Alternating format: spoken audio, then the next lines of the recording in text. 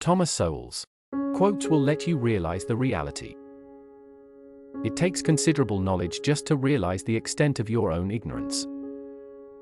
The least productive people are usually the ones who are most in favor of holding meetings. Freedom has cost too much blood and agony to be relinquished at the cheap price of rhetoric. If the battle for civilization comes down to the wimps versus the barbarians are going to win. Education is not merely neglected in many of our schools today, but is replaced to a great extent by ideological indoctrination. Although the big word on the left is compassion, the big agenda on the left is dependency. The big divide in this country is not between Democrats and Republicans, or women and men, but between talkers and doers. Talkers are usually more articulate than doers, since talk is their specialty. If you are not prepared to use force to defend civilization, then be prepared to accept barbarism. Each new generation born is in effect an invasion of civilization by little barbarians, who must be civilized before it is too late. It is a way to take people's wealth from them without having to openly raise taxes. Inflation is the most universal tax of all.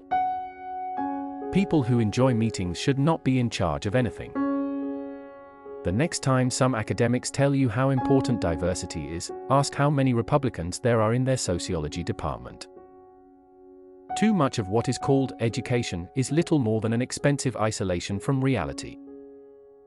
The most basic question is not what is best, but who shall decide what is best.